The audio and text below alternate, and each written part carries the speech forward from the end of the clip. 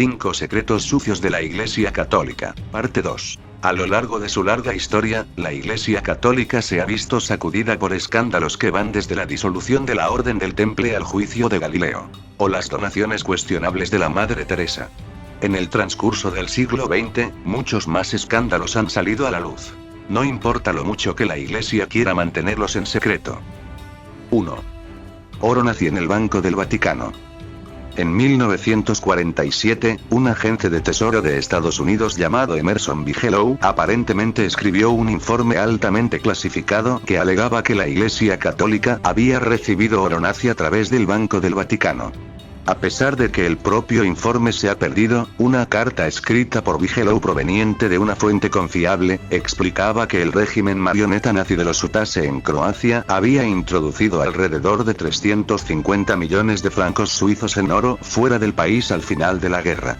Según Bigelow, quizás 200 millones de francos de estos fueron brevemente retenidos en el Banco del Vaticano para su custodia. La carta de Bigelow también hace referencia a la información que el oro había sido posteriormente canalizado a través de las tuberías del Vaticano para España y América del Sur, donde fue utilizado para ayudar a escapar a nazis y funcionarios de la UTASE del castigo por sus crímenes. La carta solo salió a la luz en 1997, después de haber sido desclasificada por el gobierno de Estados Unidos en el año anterior. Un portavoz del Banco del Vaticano negó las acusaciones, pero la Iglesia Católica permanece envuelta en pleitos sobre su presunto lavado de oro nazi. En 2000, una demanda colectiva fue presentada por alrededor de 2.000 sobrevivientes del Holocausto y sus familiares que buscaban la restitución del Vaticano de hasta $200 millones, utilizando la carta de Bigelow y otros documentos recientemente liberados alegando que el Vaticano había albergado indebidamente el oro robado de los judíos de Europa. Desde entonces, el juego se ha estancado, con cortes estadounidenses divididas sobre si el caso puede ser juzgado en los Estados Unidos. 2. El Holocausto croata. Mientras que los campos de concentración dirigidos por los nazis durante la Segunda Guerra Mundial son probablemente más conocidos hoy en día, hay muchos campos de concentración similares en otros países, incluidos algunos en Yugoslavia dirigidos por sacerdotes católicos. Después que las potencias del Eje ocuparon Yugoslavia en 1941, un nuevo gobierno fascista se formó, llamado Estado Independiente de Croacia, que se considera que fue un estado títere nazi. El nuevo gobierno fue dirigido por el UTASE, la versión croata de los nazis, y encabezado por un dictador llamado Ante Pavelić. Después que Pavelić tomó el poder, el arzobispo católico Aloysius Stepinac celebró un banquete para el dictador, proclamándolo la mano de Dios en el trabajo. Pavelić fue recibido también por el mismísimo Papa Pío XII. 4 días antes de esta reunión, la UTASE había encerrado a cientos de serbios dentro de una iglesia ortodoxa a la que incineraron hasta los cimientos. Diplomáticos yugoslavos advirtieron al Papa de las atrocidades y le pidieron que no se reuniera con el dictador fascista, pero el Papa Pío XII se negó a su petición. Meses más tarde, un líder de la UTASE sugirió la destrucción de la población serbia de Croacia, matar a un tercio, expulsando el otro tercio, y asimilando el tercio restante. Tales ambiciones genocidas pronto se convirtieron en una realidad aterradora. Los campos de concentración se establecieron en todo el país, incluyendo uno de los mayores campos de Europa en Jasenovac, donde hasta 800.000 serbios, judíos, gitanos y disidentes políticos fueron asesinados. Clérigos católicos croatas sirvieron como guardias y verdugos en los campamentos.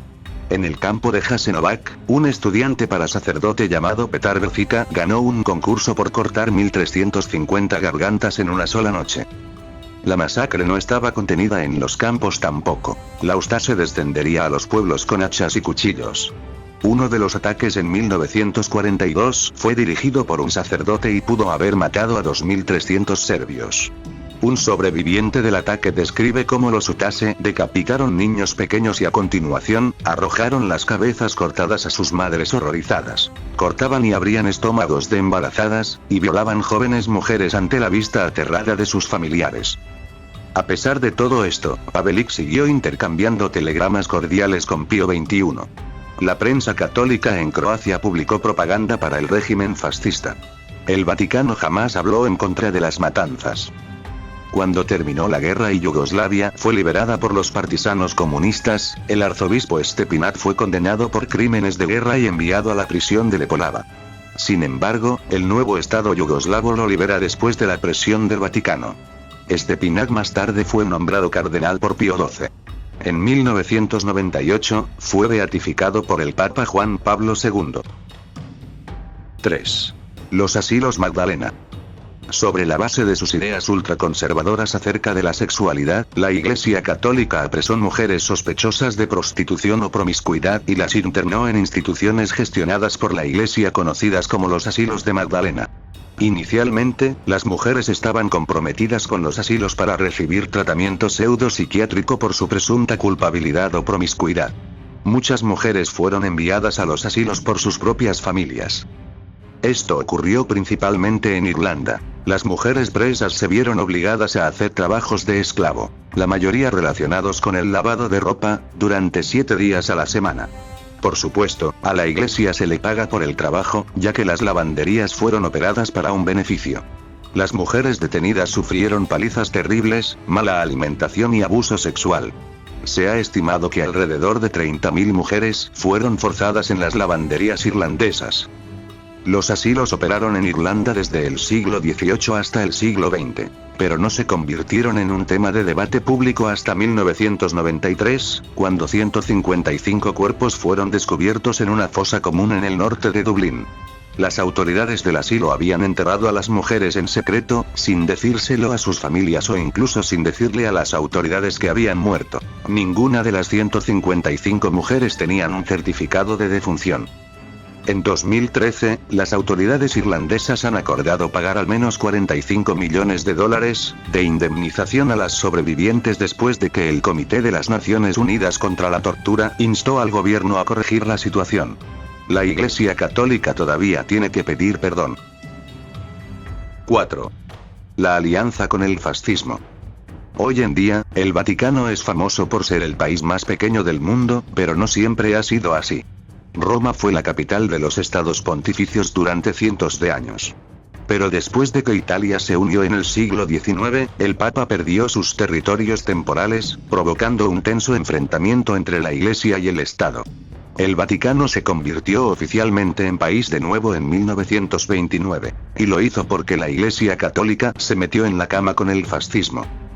En 1922, Benito Mussolini y su Partido Nacional Fascista llegaron al poder. Con el tiempo abolió la democracia y se formó una dictadura brutal.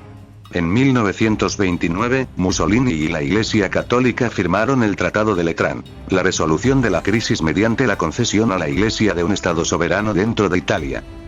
Para endulzar el acuerdo, Mussolini dio a la Iglesia una liquidación en efectivo considerable.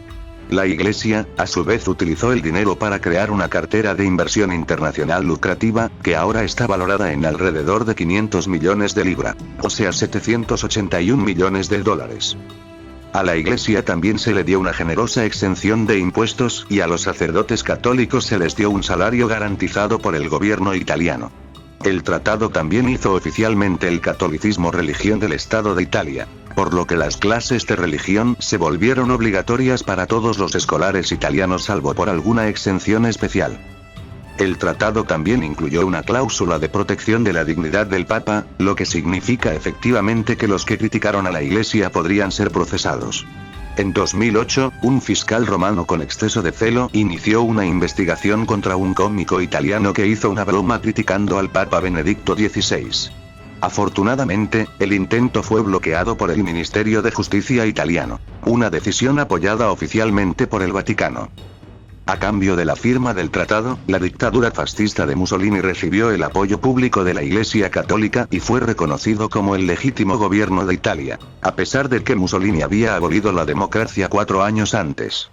Después de la firma del tratado, el periódico oficial del Vaticano alabó a Mussolini, diciendo: "Italia ha retornado a Dios y Dios a Italia".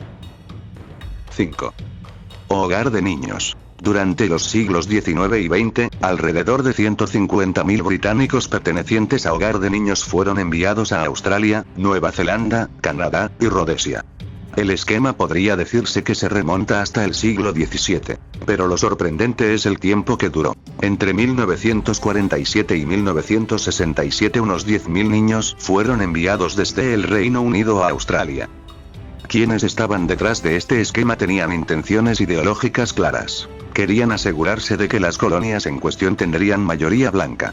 Los niños británicos elegidos para ser enviados a todo el mundo eran referidos a menudo como buena raza blanca. Competitivos grupos religiosos, entre ellos los Hermanos Cristianos Católicos, intentaron utilizar este esquema para aumentar sus seguidores en las colonias. Entre los años 30 y principios de los años 60, la Iglesia Católica envió al menos 1.000 niños británicos y 310 de Malta a las escuelas católicas en Australia, donde muchos se vieron obligados a hacer trabajos de construcción o algún otro tipo de trabajo duro. Además de los trabajos forzados, investigaciones posteriores han encontrado que muchos de los niños migrantes bajo el cuidado de la Iglesia fueron brutalmente golpeados, violados y afectados por hambre. Algunos niños fueron obligados a luchar por la comida tirada en el suelo para sobrevivir. Muchos de los niños fueron despojados de su nombre de nacimiento. Décadas más tarde, en 2001, la Iglesia Católica en Australia confirmó los crímenes cometidos y emitieron una disculpa. Y ahora, que empiece la confrontación. Deja tu opinión en la caja de comentarios. Y ojalá sea un debate con argumentos y de respeto.